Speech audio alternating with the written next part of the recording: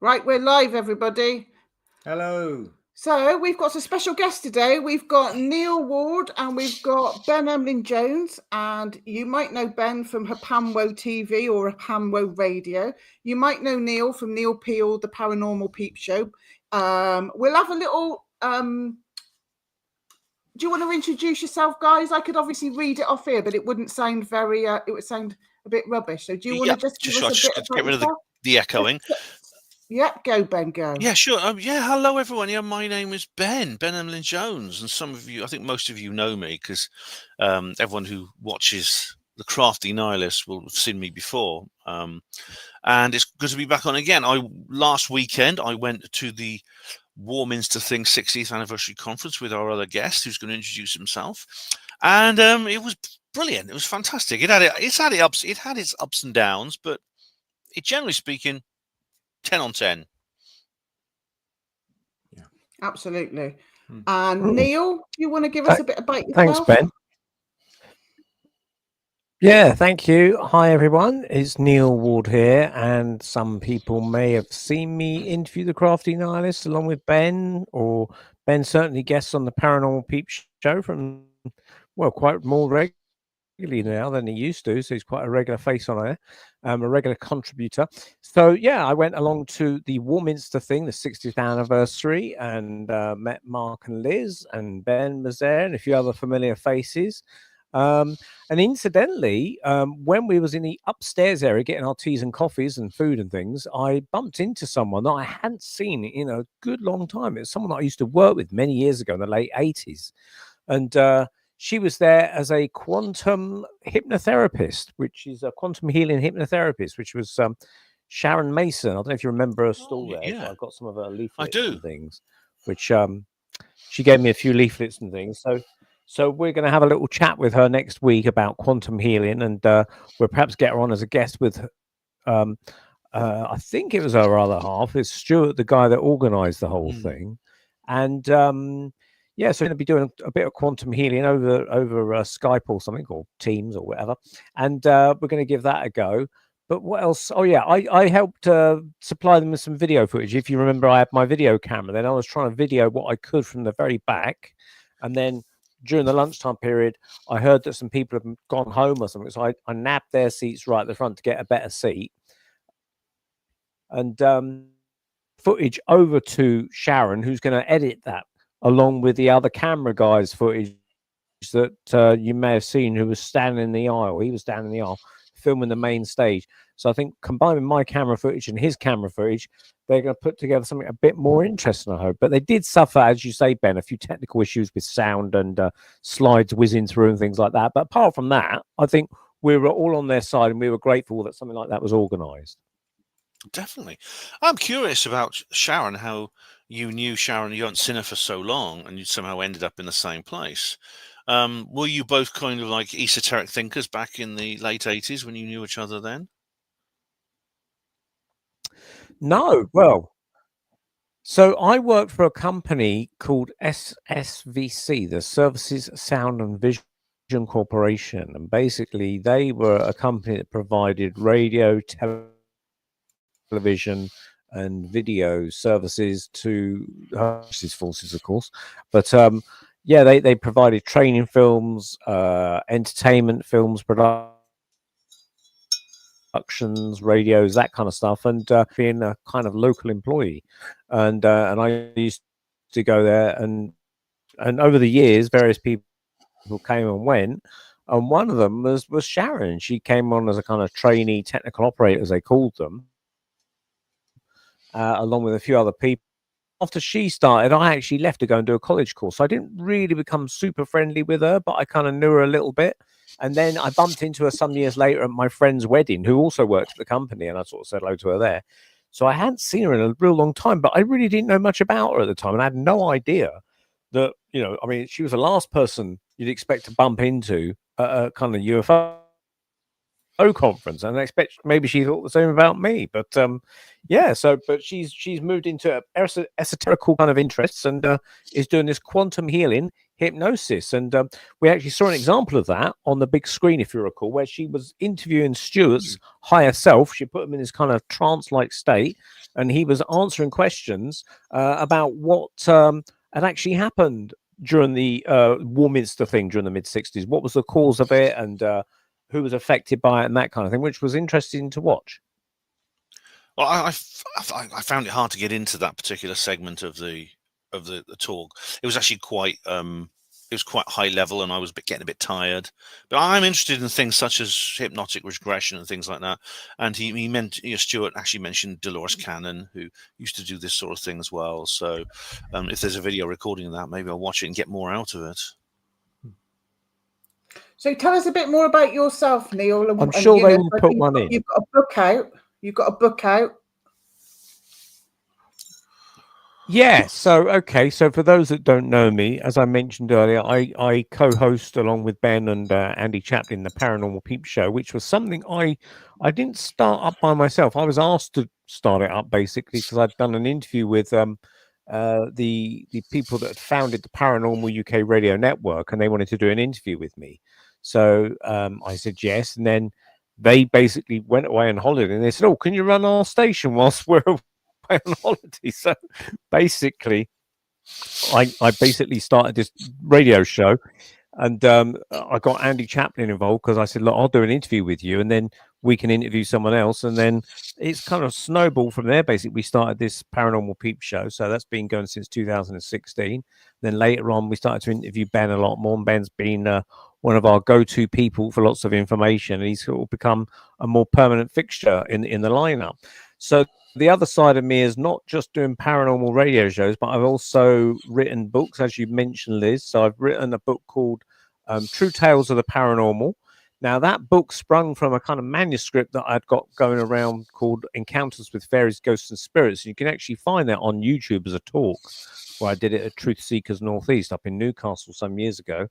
And I was doing talks for various groups because I'm an artist like yourself, Liz, and I was going to various places showing my artwork. And rather than me pay a stall fee or something like that, which might be 50 or 60 quid and do my own petrol, I'd offer to do them a talk on some esoterical subject of normally mediumship and fairies and that kind of stuff. And so they said, "Oh, yes, please," because they tended to be pagan conferences that I'd go to. So when people would come to me after the talk that I'd done, they would tell me stories which contributed to the amount of knowledge that I was gaining in this area. And so with all that knowledge, that's where I started to think, well, this is a good thing that I better write all this down because there's a lot of information here that I don't want to get lost. So I wrote it all down as this book, and I sent it off to various publishers, and one of them took the bite, and they said, "Look, we'd love to publish this book, but would you be interested in changing the name? Because we've already got a title that we've already earmarked called True Tales of the Paranormal, and can I make it a little bit more politically correct?" So I had to change a few things here and there. And so that's gone well. And then they asked me a few weeks after that book came out if I would do another book, which is Unsolved Modern Mysteries, where I look at the mysteries of the 20th century and the 21st century. Not all of them, of course, but some of them. So I include a few things that Ben inspired me to look into, which was the lighthouse in the north of Scotland, Ben, which I can't remember what it's called now, but Flannan, you told me about that lighthouse, one. yeah. Flannan Lighthouse, that's right, and also the other one, which was the UFO that came in shore in 1916, the Aldborough platform, seen by Mrs. Whitehouse, I think her name was, and she'd seen this flying UFO, which appeared to be almost like a children's roundabout, with about 10 to 15 men on this flying platform, just gliding over the rooftops in 1916, in the First World War, on the coastal village or coastal town of Aldborough in Norfolk, I think it was, or Suffolk. It's an amazing thing. Yeah. Well, yeah, you're a very prolific author, Neil, aren't you? Yeah, you've written a lot of your book's really interesting. Got a signed I haven't written copy a lot. There, right? I did a fairy craft book back in 2004, illustrated that. Oh, I'm actually working on a children's book now, which is I'm doing a children's book now, which involves some of my illustrations based upon stories that I used to make up for my own kids when they were little. about two mice, a father and son mouse team called Cyril and his dad. And so I've done these kind of drawings for them. And my kids laughed when I sort of told them that's what they're going to do, because it brought a smile to their face, because they remembered when they were little about all the funny antics that these two characters Oh, that's got awesome. up to, as I just literally made up the stories for I bedtime. love that. And they used to laugh about the sort of things. Yeah, so they're looking forward to that coming out, but I've got to get back to that. I've written about 3 chapters of it so far, and I've got to do some more. So it's going to be illustrated, and I'll see what, if anyone, agents or anyone like that's interested, Well, I don't know if anybody's seen Neil's art, but Neil's art is phenomenal. I've got faces, jealousy. Neil can do faces amazing, and I'm jealous. Well, you can see my artwork at Neil Ward, neilward.co.uk. neilwardart.co.uk. But my wife Monica also does artwork. Yeah. With me, and we're working on paintings together now for people, so we work as a bit of a team now. Nice. I'm looking forward to reading the book, Neil, and it's interesting when you're talking about the stories from ordinary people and their experiences of the paranormal, because that's very much what the Warminster thing was about, really, isn't it? It's all about these very ordinary workaday people who had no interest in the paranormal or UFOs or anything like that, and then suddenly all this phenomena hit them, and it's very much that idea of just ordinary people being tied up and affected by these things out of the blue. Yeah, that's what makes it very impressive. In fact, I knew a lady who's a medium. She now lives in Weymouth, and she used to actually live in Warminster, and she's probably about 80 something now. But she said that when her children were small, she was taking them to school one day, and she said all the mums were in the street, all stood still, and they're all looking up. And this is in Warminster, remember, all looked up, and they were all pointing to something up in the sky. And so she said, "What are you looking at?" And they said, "Well, look at that." And they pointed up, and she said there was a huge cigar-shaped object, just stationary, motionless in the sky, no sound, nothing, just hanging there in the sky. And so she watched it for 10 minutes. Then she thought, well, I better get my kids to school. So she carried on taking her kids to school. But I mean, if that was me, I would just say, sod school. I'm hanging around watching this, When did she see this, Neil?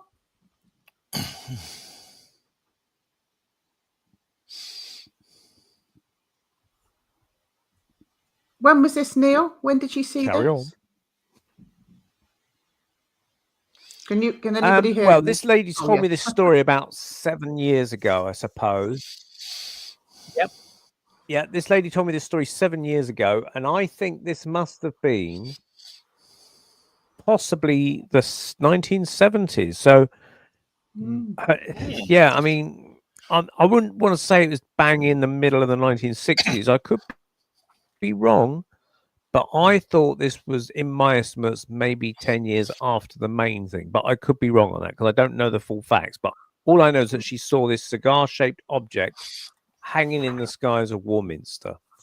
And I remember, I think it was me that brought it up because I said, Warminster, that hasn't that sort of got some weird stuff that happened there, sort of thing. And that then told me this story of this cigar-shaped object in the sky. And of course, many people in that time were encountering things like noise on their roofs, like tiles were falling, said it was fake. He actually went off to Australia or something, didn't he, Ben? This guy that took the photograph, he emigrated. Faulkner, was it? Yeah, Faulkner. Gordon, somebody, wasn't it? Faulkner, wasn't it? Whoever, he took a famous photo that appears on Arthur Shuttleworth's book, which was a classic disc. It was like a very sort of a Damskian disc, and this photo's been examined. There's no sign of any fakery on it. Of course, it's possible even back then to fake photos, but when you take it into the context of everything else that was going on, I'm inclined to believe it. The other lights in the sky, the noises, the strange noises, even encounters with beings. especially up on the three peaks, as they call them. That's Cradle Hill, Star Hill, And and we didn't Clay hear Hill. much of that. No, There no. are sky. To this day, there are regular sky watches. At the 10th anniversary in 2015, I went on a sky watch on Cradle Hill, and people still go there and try and spot something. And what's interesting is that the most documented events were like in the Christmas period of 1964 and a few months after that. But the actual flap itself went on for a number of years afterwards. And Mike Oram, a friend, I think we all know Mike. He actually went to the top of Star Hill with his girlfriend in a car. I think it was in about 1973, and he had a humanoid encounter there. This was when, like with your case, Neil, possibly this was after the principal UFO flap had ended, and to this day, people still report seeing strange things around the town. It's really quite something, and in the area around it. Yeah, so just to start us off properly then, so Warminster, just to give people a bit of a vague idea where it is. So we live in Box in Wiltshire, and it's 18 miles away from us. It is 16 miles away from Stonehenge, 25 miles away from Avebury, and 27 miles away from Glastonbury Tor. So it's bang smack in the middle of all of the stuff that we're interested in, and the ley lines. It's no surprise, is it? I know Mark's going to talk about what Maria talked about later, but the ley lines, all the strange sky watching or whatever that goes on around here. But the word Warminster, wearer, is a word that means those that care for, observe, watch and protect. And the word Minster can mean church or monastery. So if you're thinking about, we're in the centre of like Stonehenge, Avebury, Glastonbury, places where monuments were built that potentially had things to do with the stars. So people were looking up, people were interested around here in stargazing. And the word wearer, which is the beginning of Warminster, means protection and observation and watching. What were they watching and who were they protecting, or what were they protecting people from? I think that's a really interesting, just the name of the place, Warminster, to be honest. Another interesting aspect of Warminster is, despite the fact it's a sizable town, it's actually quite isolated. The roads that connect it with the rest of the world are actually quite small for a settlement of that size. You often get this actually in somewhat isolated areas and remote areas. It's right in the middle of Salisbury Plain, which is a well-known area of wilderness. It's also the home of the Ministry of Defence Training Estate. So there's a major military base there used for training land forces. And when you go there, it's this sort of quite charming place full of like old stone buildings and things like that. But there, even when you're heading there, there's a kind of atmosphere that you're entering somewhere quite secluded. I got that feeling when I drove there. Both times I went 3 times I've been to Warminster, and I had that feeling all 3 times. Oh, really? It's interesting. So 1964, Christmas Day, was when it all kicked off. Do you guys want to take it from there? Well, there was an incident where several people in town were woken by strange noises, and Neil's already mentioned that one woman who believed there was something on her roof. And it wouldn't have been a big deal unless lots of other people were having something similar. I mean, there's so many different experiences, so many different encounters. It's hard to know where to begin, but eventually there was a famous meeting in August the following year in which the local the mayor and the council, the local vicar, were forced to gather a meeting in the town, a public meeting, and talk about it openly. And some of that's been filmed. There's some film footage of it. It's very interesting. Yes, I think some soldiers heard some noises, didn't they, to start with? intense noises, which is interesting because we live smack in the middle of all this, and we've heard the humming and the weird noises ourselves. Wondering if it's a similar thing. And you've got the Bristol hum. We're not far from Bristol, but we've both heard this. Went on for months, kept us awake. So these weird noises that we're hearing now, not a new phenomenon, and kind of kicked off the Warminster thing by the sounds of it. Yeah, I mean, a lot of the skeptics have said that this what these people experienced was simply noises and lights coming from the nearby defence training estate. That is, detonations of ordnance and exercise ordnance and things like this. I dispute that because several of the witnesses were actually military personnel, and indeed the local people in the town are familiar. The defence training estate was set up before World War I, so it's very old. It goes back before the Great War, and generations of people there are used to the activity that goes on there, and they wouldn't have mistaken mistaken normal activity there for something strange. I think there was in it made in the national press. There was one incident as well. I can't remember if that was maybe a bit later or after, where there was reporting of a craft landing in a field, and Sir Patrick Moore went there. Charlton. But the army were also there, and they were investigating it. So again, it shows that certainly it wasn't a legitimate military thing that happened. In that they went there to investigate what could have caused the things that were reported by the public. Charlton was a few years earlier. It was 1963.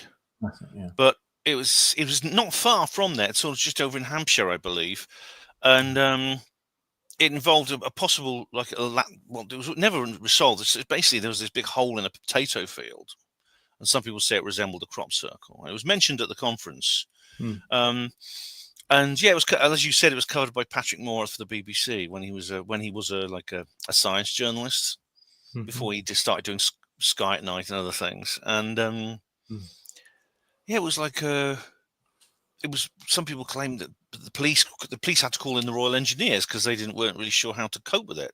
So these guys came in with their hazmat suits and their metal detectors and stuff like that, but it kind of the trail went cold, and we were sort of like forgotten about whether anything was dug up there or not. We're not sure. Green Tea was asking about the hum, saying, "Is it like a deep vibration? Do you feel it in your feet?" I suppose feel it in your whole body. And even when I was putting earplugs in to try not to hear it, I could hear it even louder then, because it wasn't. It was more a vibration. And then there were some times when Mark couldn't hear it and I could. Very strange. Have you ever experienced anything like that, Neil, or have you people, or has that happened down right by your way or anything? No, it's interesting that the skeptics, as Ben was saying, though, were just saying, well, it's because it's a training ground for the MOD and there's guns and all sorts of ammunition being fired. The thing is, I've been in places, and I'm sure you have too, where you experience this kind of training of gunfire going off and that kind of stuff for training on MOD land, and they put signs out, warnings and things. Now, they would have a record of when they're firing certain things. They have to, by some sort of law, and they have to close certain parts off to the public. And as you say, Ben, these people would be aware that, especially the military ones that are also there, would obviously be able to say, yeah, that was just us, but they never did by the sounds of it. I mean, there might be a few things that they could say definitely tied to it, but it's a bit like trying to tie the lighthouse to the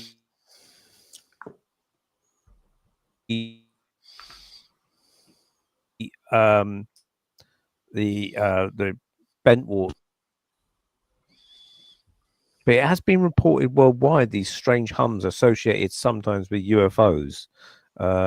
Not quite sure whether it's the UFOs generating it, or if it's a byproduct of it, or maybe it could be some sort of defense that is put secretly out by our defense forces to try and, I don't know, bring them down in some way, like some sort of electronic kind of warfare. They're trying to disarm the UFO or up the power in some way to bring it down, and that could be the hum that we're hearing. I don't know. Well, that's interesting. Yeah. Speculative, of course.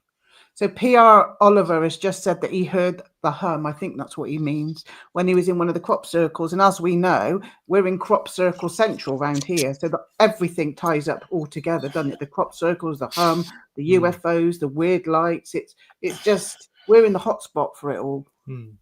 I think just to mention some of the Maria Wheatley, because it was interesting that she tied it back, going back to Neolithic times almost. And obviously, again, we know this area is, like this said, it's an area that's rich in all these Neolithic sites. But all this folklore and legends for centuries before that around the area of Warminster, and talking about guardian spirits. Interesting when Liz was talking about the meaning around the name of Warminster. But this idea of also where a lot of these barrows are, things I mentioned before, where it's connected with water, and it's often around underground water and the crop circles, which we have around here. It's all large aquifers, underground sources of water. And I think she was saying how these places where there's an intersection of water and earth were very important to the Neolithic peoples. And I think that is all around this idea of energy and transmitting and producing energy. And I think that's what a lot of the Neolithic sites were doing, which is what I think Maria was talking about. So I think maybe there's something around that as well. It's something to do with an earth energy, maybe, or something like that. And Andrew Collins, I think he posted on his Facebook that he went to the mural a bit after we went to the conference, and he was saying he had an experience of seeing plasma balls in Warminster. And he was talking about, I think it was Paul Devereaux has written that there are geological fault lines underneath Warminster, and maybe that is something that would produce earth lights, as he calls it, or plasma energy, that sort of thing. So I think that's an interesting tie-in. I think all these things are linked really with the UFO phenomena, and also maybe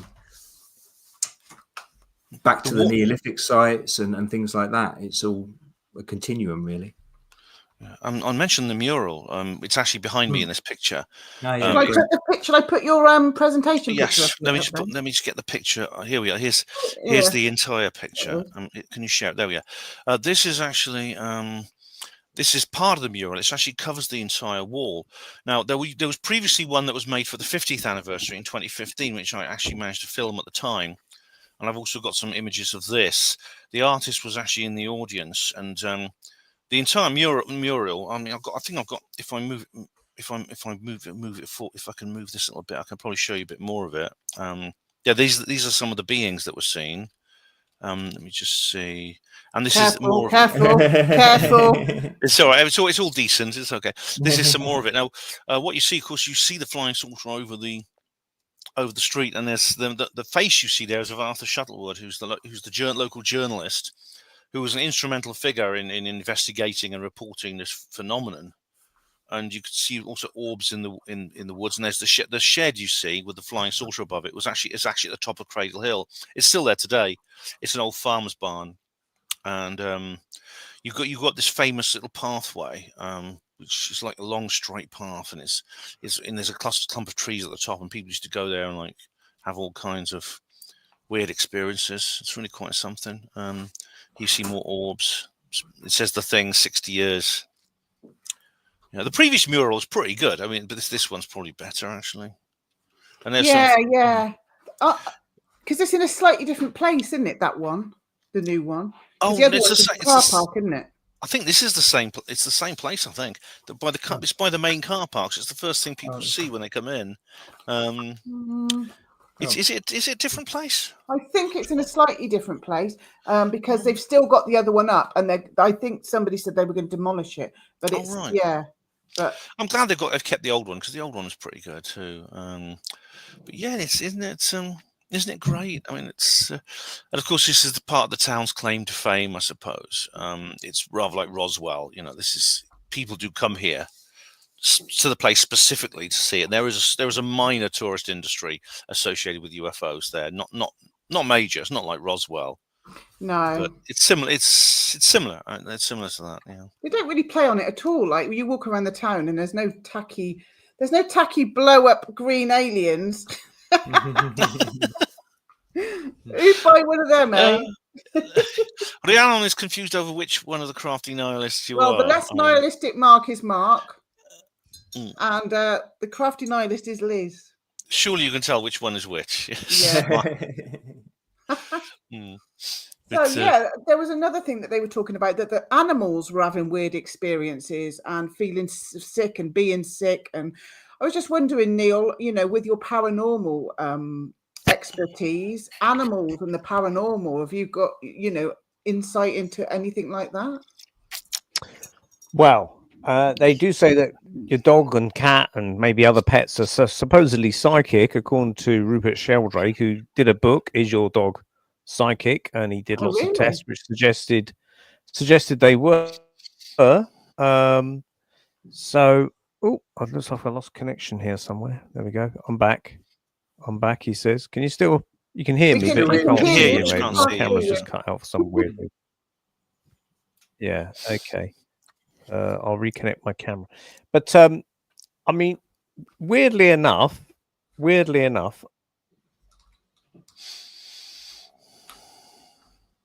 Oh, we've lost him. Oh dear. He'll be back. Yeah. Bless him. He did say he might get a few disruptions with his internet, didn't he? He's always had this sort of problem. Yeah, he's always had this sort of problem. Yeah, that's what happens when you live in the southwest of this country. We've got, which is a good thing. It's not a bad thing. I think we've got more trees than in the inner cities. So I think that does interrupt the internet, which is a good thing, I think. I mean, to give you another little story of what happened, on Christmas Day, the same Christmas Day where people first started seeing strange noises, a lot of them went to the church service in the local church. And that church was, as they were walking in, and even when they were inside, they heard what I suppose is today called a skyquake. This is a very loud noise coming from the sky. They've been called several things. Hey, he's back. They've been called several things, but they appear all over the world, and they have no obvious source. Some people claim they're caused by cosmic rays, others by HAARP or chemtrails and things like that. But they're a very loud, booming noise, almost like trumpets coming from the sky, and they're known as skyquakes. I was just saying to Neil that there was a famous instance at a church on Christmas Day. They were having Christmas Mass, and the town, suddenly most people were in the church, and they all heard this loud booming noise from the sky, and it made some people feel ill. Some people collapsed on their knees, which doesn't usually happen in a nice Church of England location. Maybe some other churches, but not that one. And it was one of the other strange things that happened there. It's interesting because there's lots of cases where even going through history where people have been in church and UFOs have been sighted outside the church. And it was the case of the Father Gill over in Borneo, I think it was, or Papua New Guinea, that they were in their church at the time and they happened to see people outside standing on the UFO itself. They came outside the flying saucer and was walking around the top part of it, the top part of the saucer section, and waving back down to Father Gill. Obviously, that never happened in Warminster. There was more of a mystery about the Warminster thing because there was they couldn't conclusively put it down to anything like, oh yeah, this, that, and that. There's no kind of conclusive bottom line of what it was like. Oh yeah, UFOs or it's aliens or whatever it may be. People said that humanoids have been sighted, but I haven't seen much reports on that. Can you enlighten us, Ben, on the humanoid aspect? Well, one of them was the one I'm most familiar with is Mike Oram. He reports it in his book, Does It Rain in Other Dimensions? Well, in 1973, he took his girlfriend up for a romantic evening out in his car to the top of Star Hill. And what you might describe as, I can't remember the details, Men in Black-like creatures started appearing around the car. I don't think he got a second date after that. It was it's one of the weird things that he experienced. He describes in his really interesting book, and that was one instance. There were several others which I can't remember the details, but there was an interesting documentary I was watching just the other day about it, which includes some footage that was taken inside the town hall in that August day in 1965. Again, ordinary people just who've experienced something extraordinary. This is almost like if this was fictional, it's something that Stephen King could write. It's that kind of like style, but it was real. Yeah, I mean, I think a couple of points. Like, I think definitely the fact that these people, very, like I was saying, very straightforward, down to earth people that experienced this, not the kind of people that, well, obviously this was going back to the 60s anyway, before a real explosion of, well, certainly, you know, obviously pre the internet and sci-fi shows and all that sort of thing. And,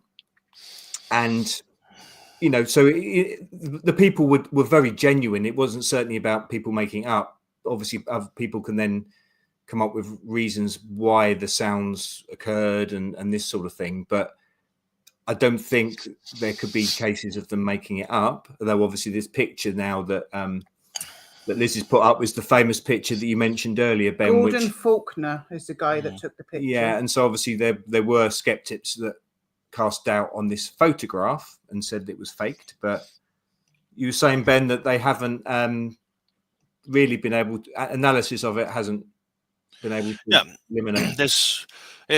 Faulkner was very cooperative with investigators, and he showed them the film and everything and the prints, and there's no sign of any trickery. Now, if this had come out today, I just wouldn't have given it a second look. I really wouldn't, because Grok can create something like this for you. In those days, creating fake photos was not impossible, but it was a lot more difficult, and most people just wouldn't bother. Especially this guy he was quite an ordinary bloke, I think, like many of the witnesses to this. And he took this amazing, it's almost like an Adamskian saucer, almost a classic saucer, over Warminster, which is interesting. It resembles so many other reports we've seen. I mean, Neil mentioned Father Gill, the Australian priest, which, I mean, there were no people wandering on top of this. I mean, that's interesting, Neil, that case, by the way. It's very similar to the Aldeburgh platform in a way. Yes, it is. Yeah. At least the top part of it had like some kind of balcony. But this was one of many strange things that were seen. And the idea that it's some kind of mass hysteria caused by perfectly mundane phenomena that everyone was used to. I mean, a visitor to the town, you might think, well, they see like flares going up and they hear loud bangs from the hillsides. They might wonder what the hell that is. A local who is familiar with the defence training estate would know very well what it was, and would be familiar with it. And they'd see aircraft as well, helicopters and stuff like that, and they'd know what those were. But, you know, when it comes to skeptics, I mean, skeptics often will, I've noticed this, they will often class but really quite implausible explanations, so long as it doesn't involve aliens, almost as an act of default. I call this the clown's day off fallacy, because basically you can just say a clown's on the day off, and the clown had a day off from the circus and just created the whole thing as a stunt. And you don't have to provide any evidence for the clown, but you just have to just think of it. That's Gordon Faulkner, and that's just the camera he used. Yeah. They had a nice little interview with him, and it was just him, his wife, and his baby. And they were like, the guy was like, "Oh, well, people are saying that this is fake." He's like, "I don't care what people think. I know what I saw." He was very believable. He wasn't umming and ahhing and giving long explanations. He was like, "Think what you want. I took this photo." Exactly. I mean, why would he? I don't think, for most, contrary to what skeptics say, most people will not actually fabricate evidence like this, and unless they, I mean, of course, some do profit from it. Some will make it up because they are they're already interested in the subject and they try to put forward a fake story to see how far they can get with it. Faulkner was not one of these people. None of the witnesses in this incident were those kinds of people. I mean, even Arthur Shuttlewood himself was not the kind of person who had an existing kind of tendency towards this kind of fantasy. These were West Country folk. They were rural people, mostly people who were in farming and things like that. Not like, this wasn't like Glastonbury or Sedona. This was Warminster, which is a very, very different kind of place. Yeah, so we've got a picture coming up now, and it was a drawing from a copper. So just a hold on, let me stick it up there.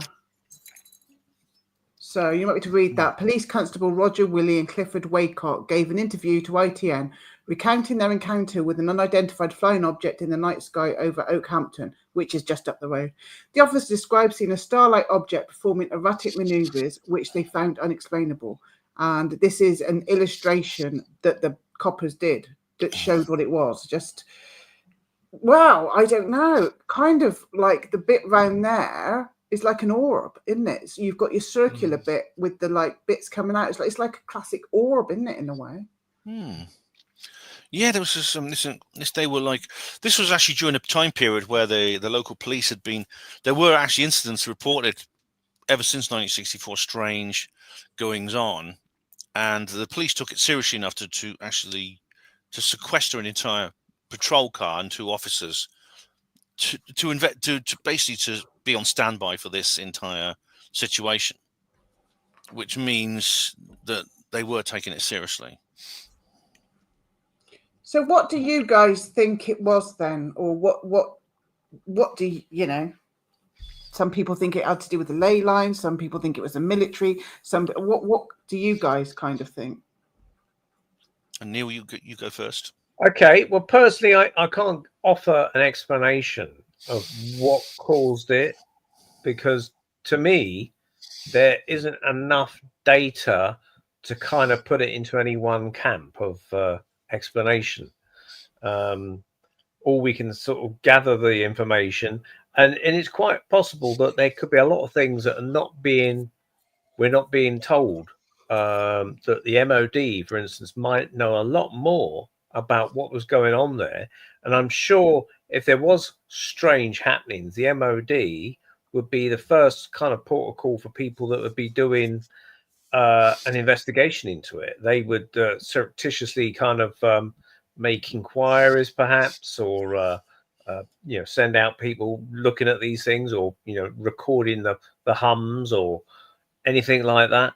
And it's possible to kind of cause a little bit of confusion in the thing. They may have actually sort of faked phenomena themselves, simply just to throw people off the scent a bit and cause confusion, or deliberately put fake things in there that could then later be exposed. That's a fake photo of a UFO, for instance. So therefore, we can forget the whole woman's thing. Wasn't it a fake photo? That kind of thing. So I can't categorically say exactly what it was, but I think it's worth. I mean, that's the trouble. It's a lot of sort of happenings, like going back 60 years now, and a lot of these people have perhaps passed on, or the information is a bit muddled, or something called muddied waters. We haven't got a clear picture exactly. There's no one single solitary thing. There's no crashed UFO. There's no bodies. There's no eyewitness testimonies. Such. It's all a bit of a muddled thing. Hence, it's called the Warminster thing. Yeah. It's true that there's no central issue or case that you can really point at. There were some that are more significant than others, but generally speaking, these are instances that happen all the time. What's remarkable and why it is the Warminster thing is because these supposedly possibly unconnected incidents all happened within a specific period of time in a specific place. That's what makes this significant. Now, what it was, I really don't know. I mean, these are phenomena I'm familiar with. There are all kinds of theories. I don't buy the skeptic line. I also don't buy the there's the line. Some people were saying this. I did discuss this with a couple of people at the event. Was that this was the test of some kind of electromagnetic weapon, and they were essentially using the town as a unwitting guinea pigs. Now, the government have done this before, by the way. They've done this, for example, putting biological weapons over San Francisco in the USA. They've actually sprinkled a bacteria which produces minor cold-like symptoms in people, and then they watched to see how many people started sneezing and coughing. Well, you did something like that in Dorset as well, didn't they? They did. They did it with San Francisco. They did it from the aerial bombardment. In Dorset, they did it with vehicles on the road. But the idea was they'd see how many people started sneezing and coughing, and then they'd know it was a way of analyzing kind of vectors and for biological weapons. The problem is in the San Francisco case, 3 people died. They were weakened and old, and they died as a result of these symptoms. And this thing has been done before. There's the Lynmouth disaster. There's evidence to suggest the Lynmouth disaster was a weapon war test. This is a terrible incident from 1951. This is far more serious because 36 people drowned in this tremendous flash flood that destroyed. It wiped out an entire town in Devon. So this sort of thing has been done before. There's quite a popular, fashionable idea right now that the UFO thing, and everyone who said it, like Arthur Shuttlewood, they were essentially perpetrating a piece of disinformation on the population, encouraging them to believe it was aliens, saying, well, look, it's aliens, there's flying saucers, there's beings from the planet, Zog everywhere, in a sense that that could somehow distract them from what was really going on, which is the weapons test. I've never accepted that explanation because it would essentially, it could so easily backfire because you're drawing people's attention towards something like that with the objection of deflecting it away. I don't think it would work in the long run. If it was some kind of electromagnetic weapons test, they just wouldn't tell anyone. The Ministry of Defence, of course, deny all involvement in this, but then they would, wouldn't they? But in my view, based on what I've experienced, it does seem that there was some kind of, I would put it down as some kind of, for some reason, an extraterrestrial intelligence had some interest in this area. It may have something to do with the energy lines and things that Maria Wheatley was talking about, that Mark mentioned. Which at a certain time in a certain place, it was just, the conditions were just right for these phenomena to manifest, and they did. That's my guess. Yeah. I mean, green tea who's mentioned here about they put bacteria in the New York subway as well. I mean, it's just an incredible list of all these shocking things. So we can never say the powers that be can't or wouldn't do these things, because they obviously have. But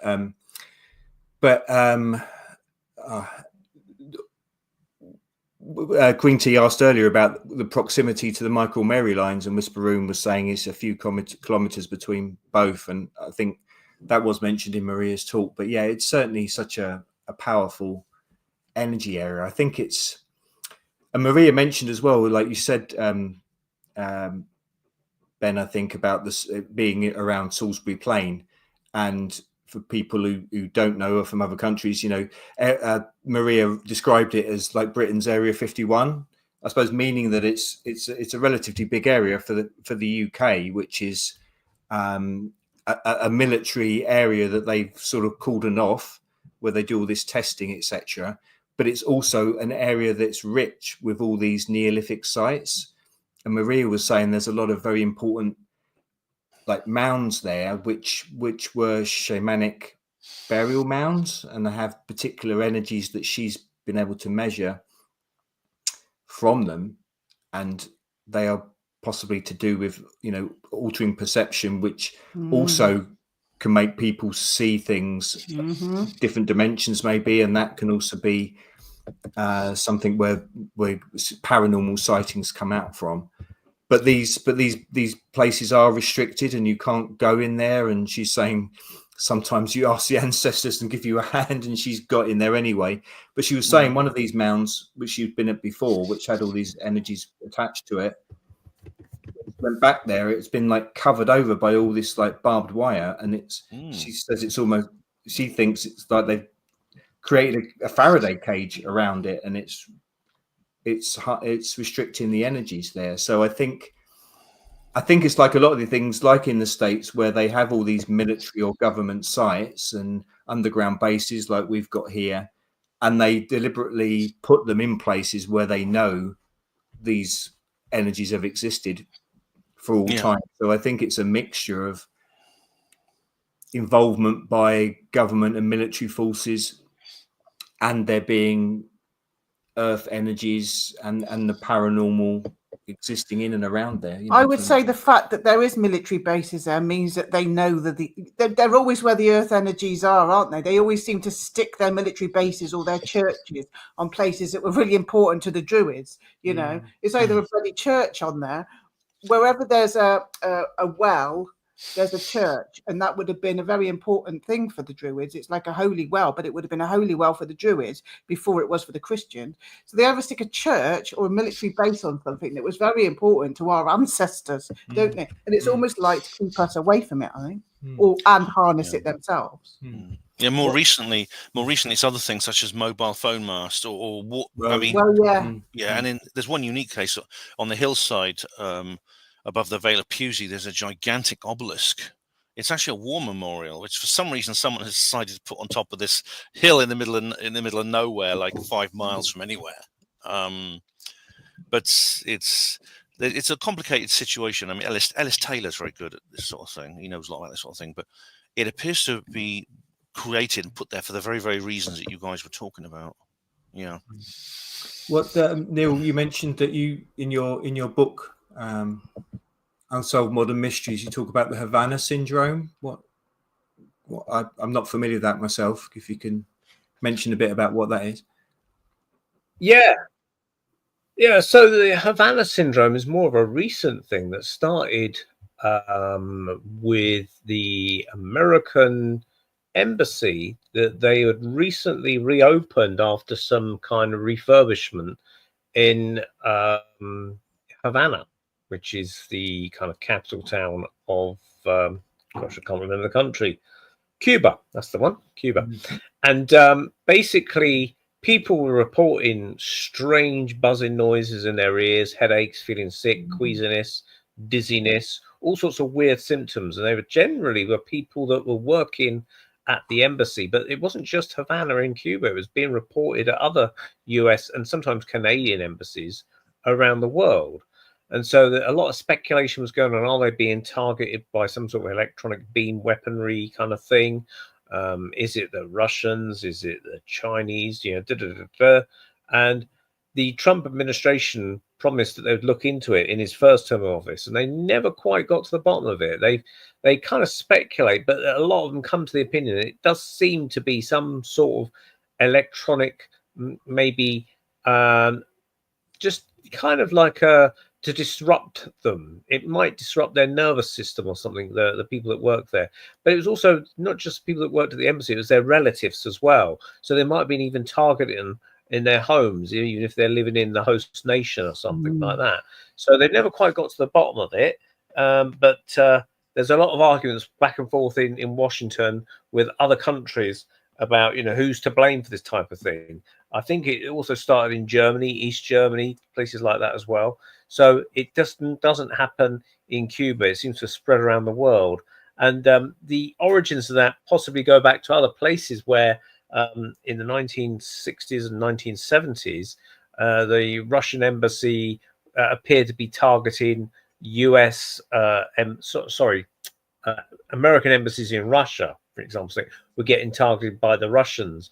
And there was great big kind of satellite dishes on the roofs pointing at the building in question. And again, people were feeling a bit sick and queasy, and they realized that they were being listened to or being recorded in some way, but maybe it was just a side effect of this big dish pointing at the building that was causing the illnesses and things. So it could be a similar thing that you could attribute in Warminster, the humming noises, that kind of thing. Or it could be maybe the byproduct, if there were flying saucers there, of the flying saucers, and then the vibrations causing these tiles to fall off the roof perhaps. Again, it's speculative. I don't really know. I'll tell you what it reminds me of, and it's a real coincidence that it came up on my timeline. I posted it on Facebook. Do you remember back in the day, they did this thing with frequencies where teenage kids could hear this frequency and this noise, but adults couldn't. And they kind of did it to get rid of crowds of teenagers. They used to play this frequency, and it used to irritate teenagers. And it was a way of getting teenagers out of the way so that they wouldn't assemble in like a load of hoodies in the street corner. Well, I've noticed this thing today. Maybe people want to Google it because I can't share Facebook onto here. But there's this new TikTok craze now where parents, the parents are nutty because they're laughing at their kids who are obviously in distress. Little tiny babies and children, really young children. Every time the mum or the dad says, oh, Google, you know, when you shout at a Google box or an Alexa or thing, something, you know, when you know these people that have got these like things in the corner, and you go, what is it? Hello Google or hello Alexa, and then it'll put your radio station on or something like that. Well, the babies and the little kids cry and they start to shake and tremble because they're scared of the Alexa talking. They're scared. They're like, no, don't put it on, unplug it. And it's like this phenomenon of parents videoing their children who are really scared of the Alexa or the Google talking, whatever it is. And when you think about it, everything is frequency. And so similar to the thing that Neil was talking about, the Havana thing with the frequency making people ill, what the hell is going on with that Alexa, and what's it doing to kids that maybe parents aren't picking up on? It's weird. Yeah, I mean, children can have slightly better hearing than adults. Yeah, they can hear different, slightly wider range of frequencies. Not as much as, say, a dog, but they can still hear sort of slightly higher sounds and higher. Well, you don't know what frequencies they've got, Ben. If they can target a teenager, maybe they can target under 10, or do you know what I mean? They know what they're doing. They've been doing it for years, aren't they, in these bloody underground bases working this shit out.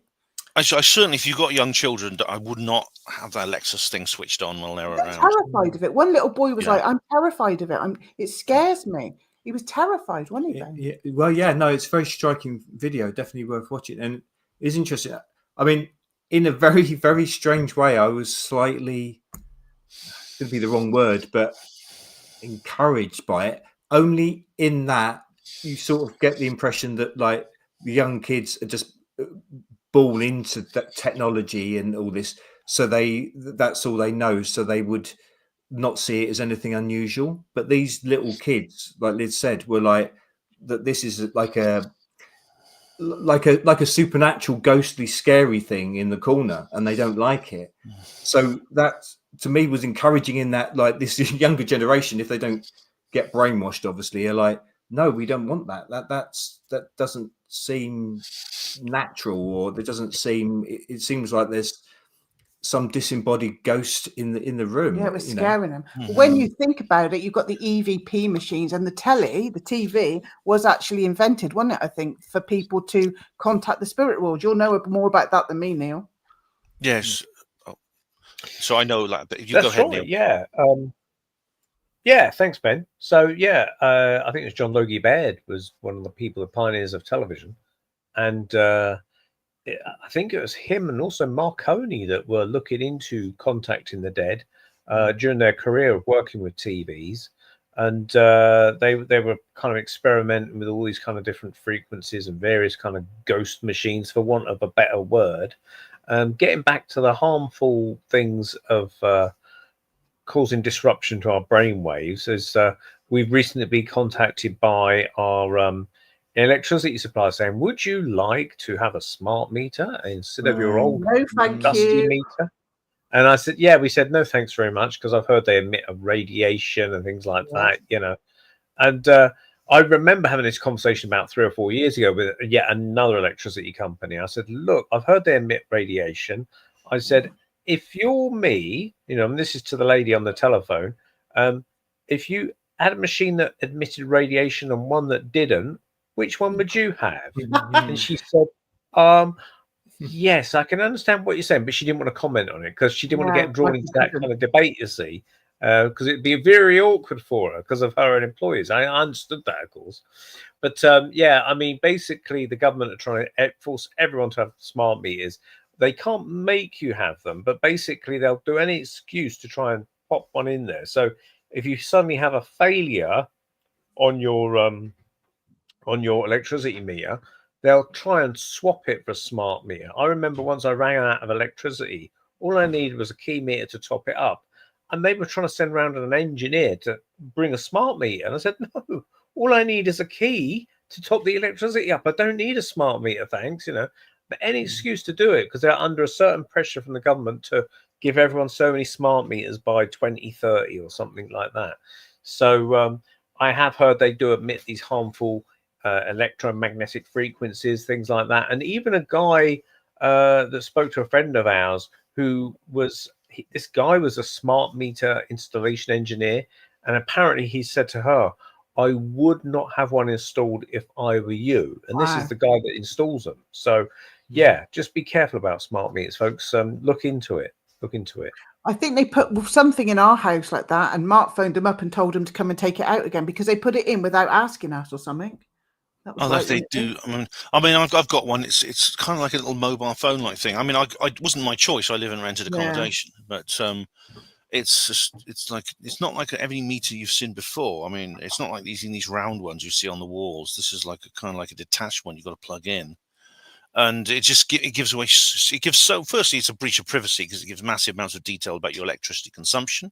It supposedly gives you more accurate bills, but of course, it also allows people to know exactly what you're using and when. Of course, which is going to go into the old own nothing and be happy type of thing from the WEF, and it can all be adapted to control basically all your electricity consumption. It's only a matter of time. Once they know what you're consuming, they can actually control the devices that you have on your home circuits. So, oh yeah, I would definitely, if you can avoid having one, don't have one. I mean, you may not have a choice like I didn't, but just remember, it's giving off all this information to the 5G masts saying, oh, so and so's got the kettle on at this time, and this person's watching TV at this time, etc., etc. It's so definitely. I mean, and they can control these things remotely. I mean, Edward Snowden said this thing when he talked about the CIA's Vault 7. He said, like, if you want a private conversation thing, well, I'll switch my mobile phone off so no one can listen to me. Take the battery out. Don't just switch it off. Take the battery out. Can't take the they can battery. still use it. Well, yes, on take modern iPad. smartphones you can't. That's the thing. You can't. No. That's why I commented to you, Liz, when you were talking about the alert signal. I said I drain my battery flat to make sure I don't get it. Oh 'Cause I yeah, can't I take the got this battery out. stupid message from my GP saying on the 8th of September you're going to get one of these alert things, and for what? You know, what? Why? Well, they've done a few of these tests, haven't they? Yeah, but what's the recent one? What? It's just, I know it's to fearmonger us, but I'm just so bored of all the drama. The world's so dramatic these days, isn't it? Do you remember back in the day? It wasn't this dramatic, was it? Nothing was this dramatic that we needed some blood, all the phones to go off. It's just we know it's to put fear into people, but what is their excuse for doing it? What is the reason for them doing it? Probably they say they can keep you safe from public health emergencies or other forms of emergencies, such as what are they going on about? A storm, for example. I mean, a storm, brilliant. Which we get the kind of storm which causes like death and destruction. You get it. Don't live in Oklahoma, for Christ's sake. We don't get tornadoes and things here. No one's going to suck us up to the land of Oz, but I wish it would actually. I know. I feel like going there sometimes. Like DJ says, fear equals control. Yeah. Oh, I don't know where he's going. Hello, DJ B2. Yeah. Mark's just gone. He's sick of it. He's had enough. I'm still here. So, going back to the conference, talk to smart meter. Don't know what's going on over here. Any memorable things stick out for you guys about the conference? Because the conference, like you said, it was billed as a 60th anniversary of the Warminster thing, but really it was a 60th anniversary of when they all got together in the village hall, the vicar, and they all got together and had a little meeting about it, didn't they? Which they played some of the didn't they talk nice back in the day? They played us footage. I was very upset when I saw didn't they talk better back in the day? But it was kind of the 60th anniversary of that, because if it had been the 60th anniversary of the actual thing, it would have been on Christmas Day and nobody would have gone. So It was the anniversary of the famous meeting at the town hall, where which was so well attended that people couldn't actually get in. It was quite small. The town hall was actually quite small, to be fair. I actually went to visit it. It's actually quite a small little box-shaped building. There's no doubt that there was something serious going on, and the mayor and the members of the council and the local vicar, who actually experienced the skyquake on the previous Christmas at the church. He was the vicar of that church. They had to talk it over and talk about it, especially for that reason. Did they come to any kind of conclusions about what they intended to do? I'm going to have a look at my notes. I don't think they did, I mean, they just said the police were put on alert. As you said, a car was dispatched. specifically to deal with this. Indeed, in 1967, it was still obviously still going because these two officers actually saw the flying cross. This was like 2 years later. So it was taken seriously by the local constabulary, certainly. I mean, the involvement of central government is hard to say. I mean, I expect they would have been monitoring it. They'd have sent MI5 officers to check it out, things like that. Because they do that whenever there's a UFO incident all the time. I find it interesting. Obviously, these events have been going on for a long time and going on after 60.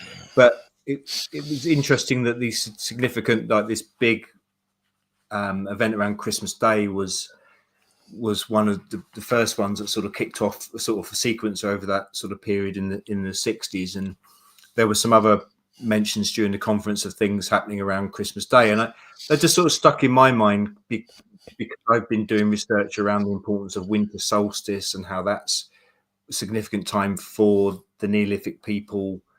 And it's all this sort of underworld, symbolic of going into the underworld. And again, it just resonated again with me, tying it back to the Neolithic era and rituals and everything that's come up from then. And I don't know. I just wondered significance of that time. It could whether there was a connection to the sun and sunrise and sunset and things. I don't know, but I mean, according to traditional spirituality in this country, these are supposedly like Halloween. These are supposedly powerful times of the year. Yeah. No, it was just really an aside. Really, it just sort of struck my. I mean, obviously, people in the modern day would say there's, other significance of Christmas Day, and I suppose the old clown's day off type thing. Ben, they might even say, "Oh, it's Christmas." Of course, there was lights in the sky. It was Christmas. There were things going on, and all this. Santa Claus. Yeah, that's right. Yeah. That's what it was. It was Santa Claus. There we go. We solved the mystery. Do you mean Father Christmas? Thank you very much. So yeah, apparently these are what people think it's either military testing, ley lines, optical illusions and weather conditions, weather balloons, swamp gas, or actual aliens. Oh, so dear, there we have it, guys. If drones had been invented back then, I'm sure they'd have added drones to that drones list. Is a new thing, yeah. But I mean, of course, there's going to be official explanations. As I said, they're going to clutch at straws when it comes to finding a so-called rational explanation. I hate that phrase; it's so inaccurate. To dismiss this, but they haven't succeeded. Certainly not. Well, we're still going to conferences about it 60 years later. And yeah, as Green Tea, I think it was Green Tea or someone pointed out, Arthur Shuttlewood's daughter was actually at this conference. She's, Which one was she? Sorry, she was the short-haired lady. I saw her outside smoking. I don't know her name. That was Arthur's daughter, who was a child back then, but now. I can't remember her. But obviously, she's aware of this tradition of her family. Yeah. Well, behind you. Yeah, I mean, it's just, maybe she just doesn't want to, Well, we have. For me, it was Busty Taylor and is that his name? And Maria that I enjoyed. I really, really resonated with those guys. What about you, Neil? And which one? Who did you? Yeah, I think so too. I think Busty Taylor passed me on the stairs. And he said he hadn't done a talk for 30 years, but then I read the program. And it said he's done something in Czechoslovakia recently. So I thought, oh, that doesn't tally up then. But yeah, I thought his presentation was interesting. I've obviously heard of the guy, never met him or seen him before. So it was kind of nice to actually see what he has to say. He's often referred to in other accounts in books and videos and things. So it's quite nice to actually see him still on the scene, as it were. Because like a lot of people have written him off once they had that Operation Blackbird, I think it was in 1990, where the BBC along with the Japanese TV crew were down in Wiltshire filming the supposed formations of circles, crop circles, with all the crop circle experts there, including him and Colin Andrews and people like that. and they were then made to look like idiots because they'd faked a crop circle. He was supposedly quoted as saying he got out of the game and that was it. But clearly, from what he's been talking about, I don't think he did. But they kind of wrote him off in the papers as such. But I still think he's been doing things behind the scenes a lot. So it's actually refreshing to hear what he had to say, really. He does a lot of stuff with Maria. Well, you did a thing with him, didn't you, with Maria? Yeah, Liz treated me to a tour of which I've talked about on this channel. Of Maria did a tour around some Knights Templar churches around Avebury. So again, close to, not far from Warminster. Again, it was an area of energy which the Knights Templar, the military and everything of the centuries ago had places tapping into that energy. But yeah, very interesting tour around there. And Busty came around with us, so I think he's sort of a sidekick of Maria these days. But it was fascinating to hear. He sort of related some of his personal experiences. That things he'd seen. He talks about the Salisbury Plain. He's talking specifically about the sightings he'd had on the Salisbury Plain, and I love his energy because he was like bouncing. He was sort of like walking up and down on stage. He's slightly hunchback, but he's very, very energetic. And he's in his mid-80s now. He's very old. He's in his mid-80s. But he's like, he goes all over the place, like with Maria. I think he's kind of adopted Maria, really, and he accompanies her everywhere. And yeah, he's got this really, really deep, lifelong interest.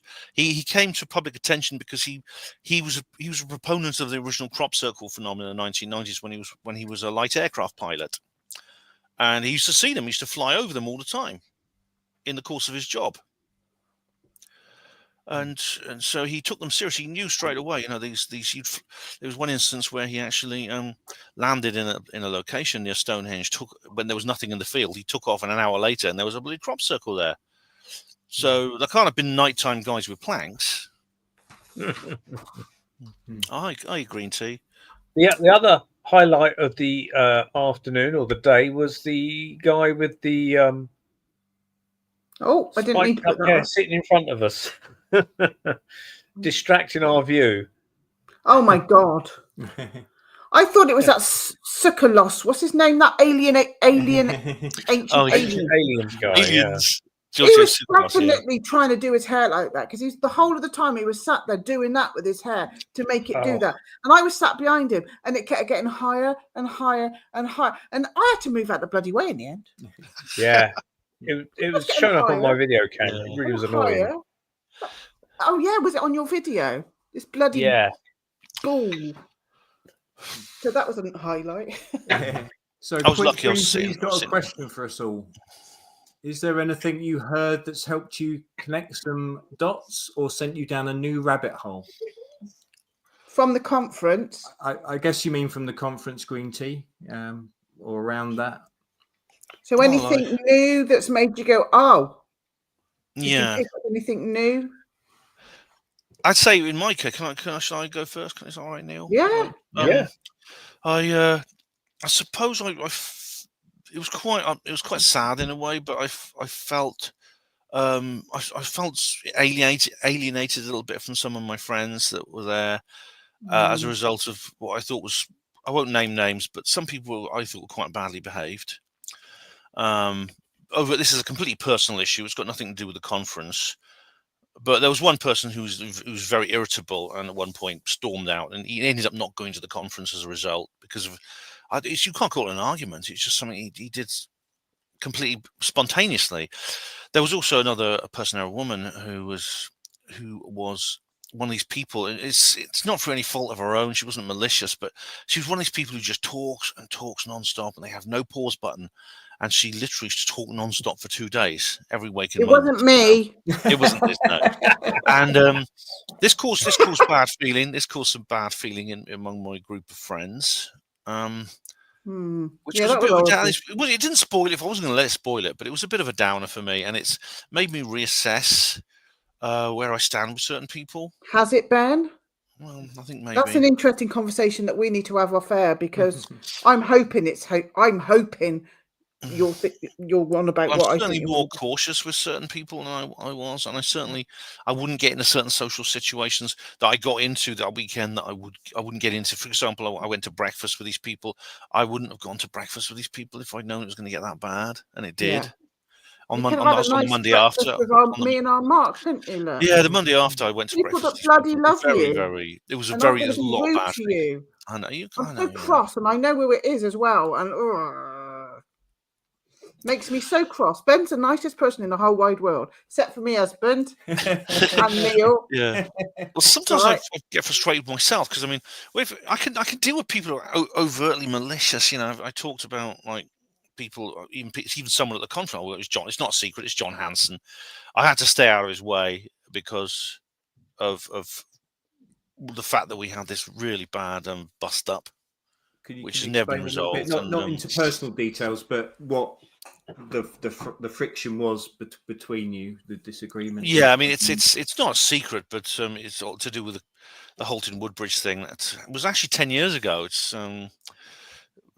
John organised a conference called Halton Woodbridge that I was involved in, and there was some problem. I mean, it wasn't ruined, but there was some guy causing problems there, and I think John blamed me unfairly for it. And he was quite scathing about me publicly, and I just was so angry with him. Yeah, there's kind of a pick a side with all of that stuff. Yeah, that and was so going on, that wasn't was, there? So again, for people that don't know, this is around the Rendlesham Forest Debacle. Yeah. or well, Incident. Yeah, but Honestly, though, his talk at the thing, oh blimey. he was a bit disjointed, wasn't he?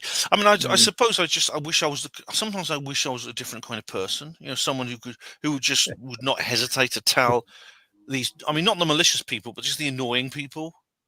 Just say, look, just shut up, just hit pause for just 5 minutes and let someone else speak. Well, Ben, that person that was rude to you, I wish you would be like that when that person. I really do. Then maybe you wouldn't do it so much. Yeah, you're right. You're right. Anyway, so as far as so you might have had kind of a personal what's the word, epiphany, maybe, by the sounds of it, a personal epiphany, so not necessarily related to any of the talks, but something that happened to you on a personal level. It sounds like you're doing some work on. Yeah, I suppose I turned a corner this last weekend. Yeah. I've had a kind of awakening, I suppose.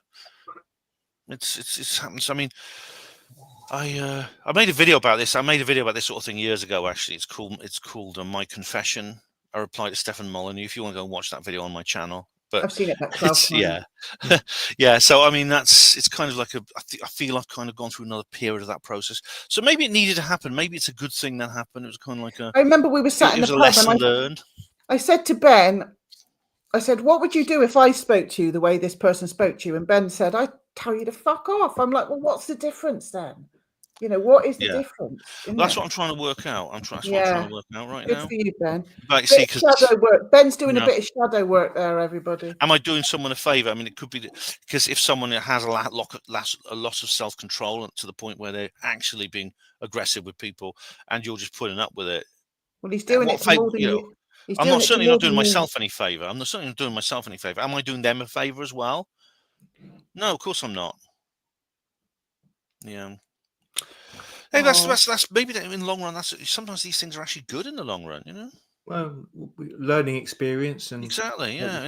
We evaluate things. Exactly. See, this happened to me before. I've been in this sort of situation before, and when I come out of it, I think to myself, sometimes, you know, my landscape shifts, my social landscape shifts, and I think, thank God that happened. Yeah. You know. Thanks, Ben. Thanks for sharing that. Oh, that answers your question, Green Sea. Just getting back to the whole thing about Warminster, is that there's been other instances around other UK towns, isn't there? Like the Bonnybridge and where they're getting buzzed by UFOs or something weird about that. Have you got any information on that, Neil? Well, I know that Malcolm Robinson has looked into that, and I think he spoke about it at one of the UFO Academy events I attended some years ago, and he was in touch with the councillor who was very supportive of him in the whole investigation, and they've had lots of people from around the world go there and interview them. I don't know much of the details about what the sightings were, but I don't know if they would be something to do with the Robert Taylor incident. That was a different area, wasn't it, Ben? Yes, Robert Taylor was actually Livingston, which is actually a certain distance from there. But Bonnybridge is actually in just west of Edinburgh. It's sort of west of Edinburgh. That kind of. Falkirk, is it, or something like that? But it's certainly you know, the guy you mentioned, the councillor Billy Buchanan. He's kind of the Arthur Shuttleworth equivalent in Bonnybridge. And I met him once. I met him at the Scottish UFO and Paranormal Conference. It's just before I got banned from it.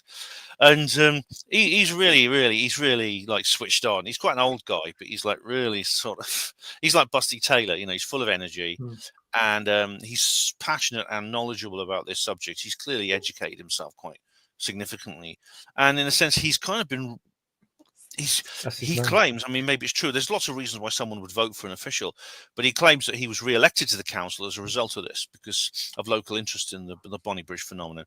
The Bonnybridge flap is actually similar to Warminster. It's a series of events, mostly like aerial phenomena that were detected, and some people such as Brian Allen and Andrew Hennessy have been like researching this considerably at the time, and gathered a huge amount of evidence. There were sky watchers, there were like regular sky watchers continuously, and things like that. And Brian was doing like meditations and channeling, and Andrew Hennessy was investigating strange facilities there, because there were some strange buildings and things like that don't seem to make any sense, as if there is already existing interest with the government there, and they have maybe MI5 or MI6 have set up like listening facilities disguised as reservoirs and stuff like this. I was going to ask if it was an area like Warminster that was near military sites or something like that. I don't know specifically. I know it's Bonnybridge has been a long historical place because it was like on the Antonine Wall, which is like it's a smaller version of Hadrian's Wall. It's was set up by the Romans during the very short period of time they occupied what's now southern Scotland, for the same purpose, to defend that territory from northern invasion. Wow. And it's very a lot of archaeologists go there and they try and dig things up and things like that. I think when I did one of the quizzes, one of the questions was, where is the most UFO phenomena in Britain? I think it was Scotland, wasn't it? I think the answer is Scotland. For its size and population, Scotland is actually the most UFO infested country in the world. Yeah, it really is. That was one of the questions on my quiz. I can remember that. Yeah. There's only 5 million as a population in Scotland, so it's quite amazing because the whole of the UK's got about 67 million, something like that.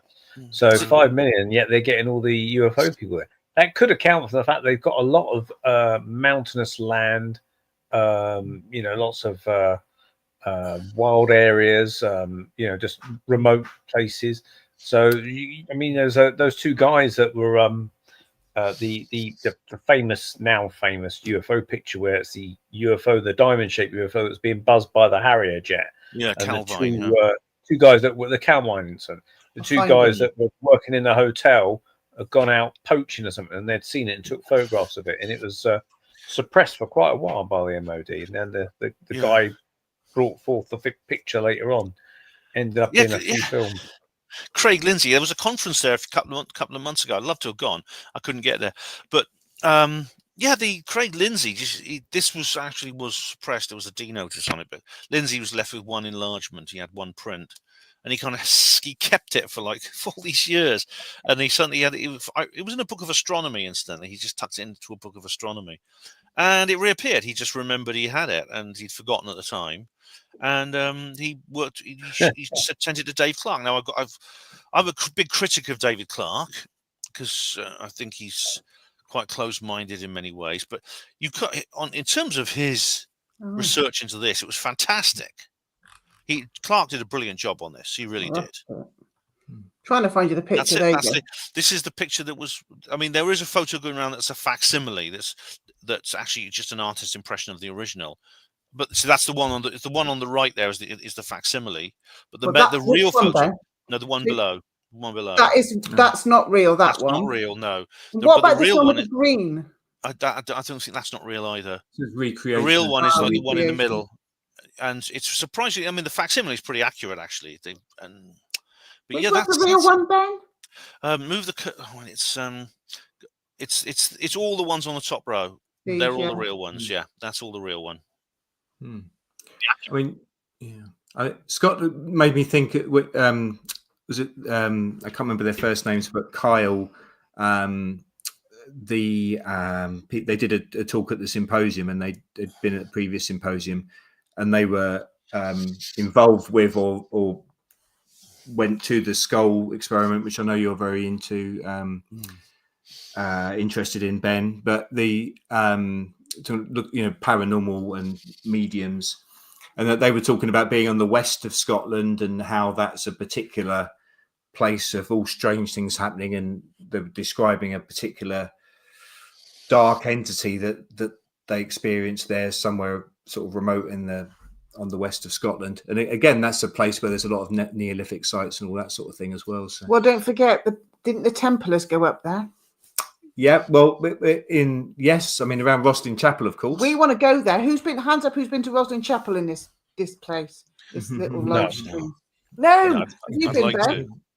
That's another place I haven't been to. I really want to go. Yeah, we do as well. We really want to. It's Brian Allen actually. It was Brian Allen. I mentioned Brian Allen earlier. He's kind of the one who got me into Rosslyn Chapel because he's done some really interesting research on it.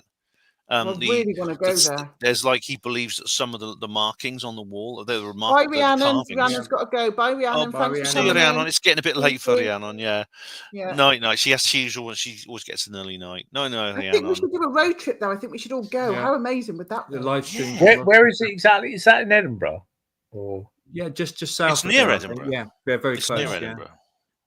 I really want to go there. There's some mad stuff. And I mean, I've sort of talked, and I'm going to write in my book about, because I'm interested, because the St. Clairs were probably the Templar family were responsible for building Rosslyn Chapel, and still the people in charge of it, and they were the first Earls of Orkney.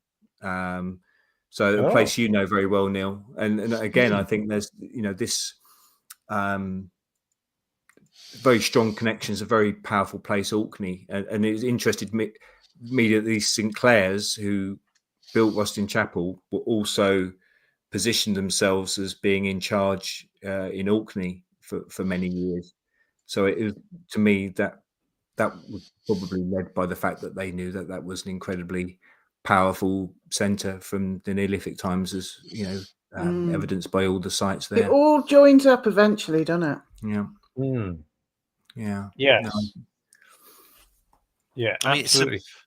It'd be a good idea to visit these places. I mean, the Sinclairs were really interesting. Let's get a road trip up together, Ben. Yeah, well, people say that the Sinclairs were people said Christopher Columbus was the man who discovered the Americas, when in fact there were many people went there before, including the Knights Templar.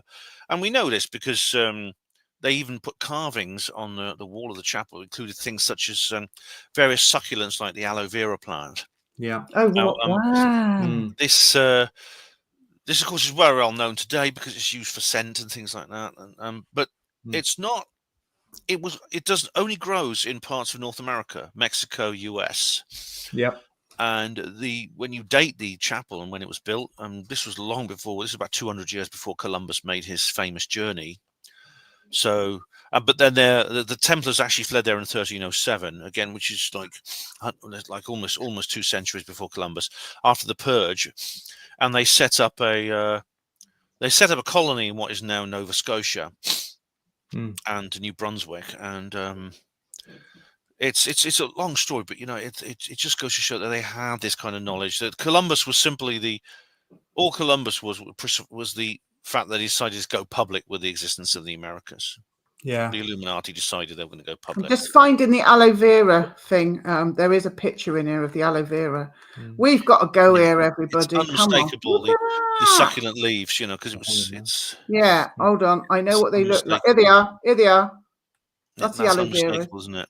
Yeah, that's the aloe vera, which shouldn't have been there at the time. How in the hell did they know about that? Yeah, no, I think it's very convincing. A lot of the evidence. I've got a funny story about aloe vera, but it's nothing mystical or magical. Aloe vera, go on then. Aloe vera. Well, when aloe vera was getting kind of popular in the mid-90s, I think, or late 90s, someone had given us a plant of aloe vera from their plant. They said, "Oh, it's good for your skin, and give it a try." So I thought, well, okay, let's see what it does. So I took a bit of it and the cream or the juice or whatever, and I wrote just on my forehead my initial N, and I thought, well, that's not going to do anything. But just about 10 minutes later, it all flared up on me. Oh, and I got a big red, like H out of Holly, out of not Holly, the hologram guy out of Red Dwarf. He's got an H on his head. Well, I had an N on my forehead. It was burnt in through the acidic effect of the aloe vera plant. So you had an allergic reaction on your head. I did. So I always kind of shun away from aloe vera ever since then. And so anytime someone talks about it, I go all tingly. Living in the hive. Oh no. Yeah. But no, there was a very interesting. There's like a whole, like you were saying, Ben. There's so much research and evidence that they were in North America, the Templars. But this, one of the Sinclairs, these brothers from Venice. So that's another connection with a place which has got all this sort of black nobility or bloodlines and power in the past.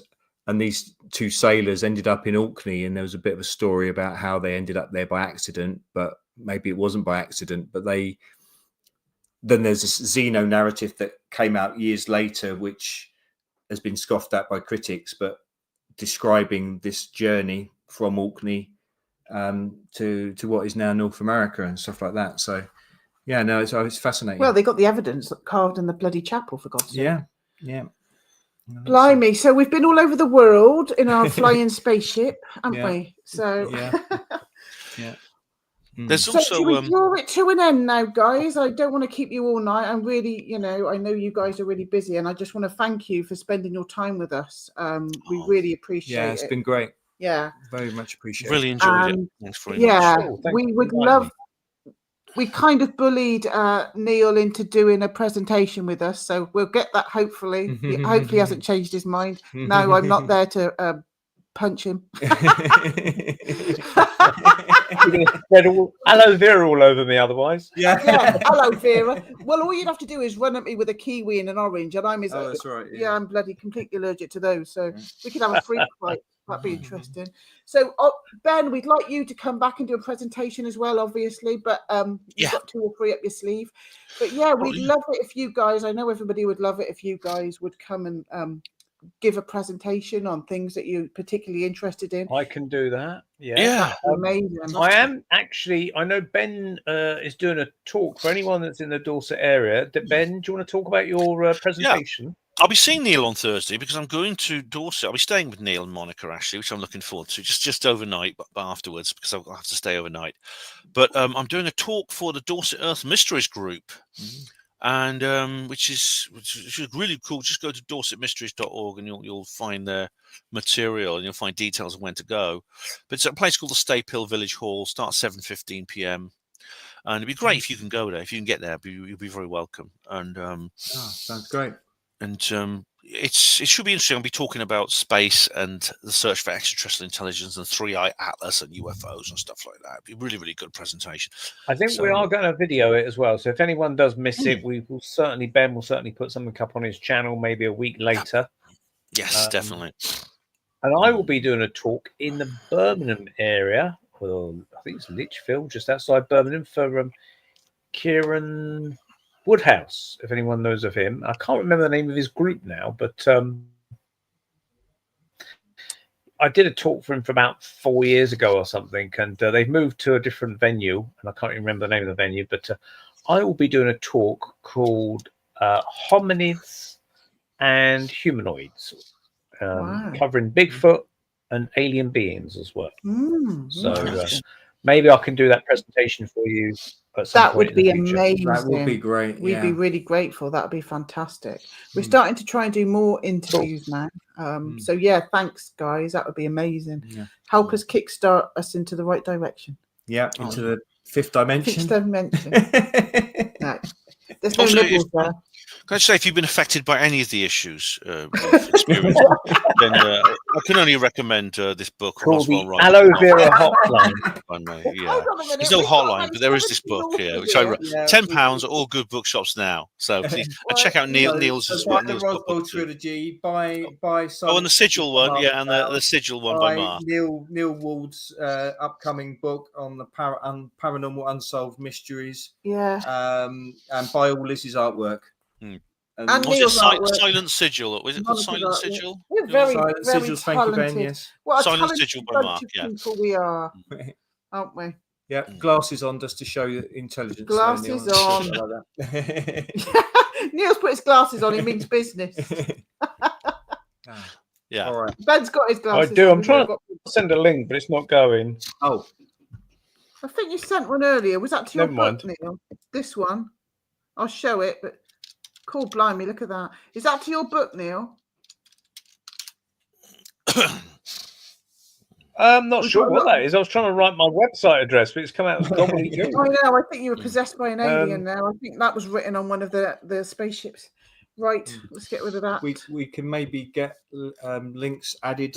Yeah. Well, the I've got description links to your YouTube things and websites, I think. I've put some links in the description box. But thanks, guys. We really appreciate it. And yeah, we'd love to have you back on again. Cool. And yeah, any last words or anything you want to Last words. you want to plug? Just thanks for everyone for watching. I really appreciate that. And thanks to Neil. Thanks to Liz and Mark. It's great to talk to you guys again. Look forward to seeing you on Thursday, Neil. Thanks, Ben. Yeah, I look and forward to thanks, seeing- Mark and Liz. Lovely evening spent with you guys. Yeah, Great it was chat. Thank you. He just asking if your talk's going to be recorded, Neil, or maybe you're going to maybe do it for us on our channel later, another time. I will do the talk for you. You will have a personal chat about it, so you can That's see it all amazing. then. We're gonna have an exclusive green tea. Honoured. We're gonna have an exclusive. Okay, thumbs it up, everybody. Like, share, subscribe, buy me a coffee or something. I don't know, lots of things like that. Love Thanks, to everyone. everybody. See ya. We're Bye-bye. going to end Goodbye. the stream. Goodbye. Thanks, See everyone, you for watching. soon. Bye. Bye.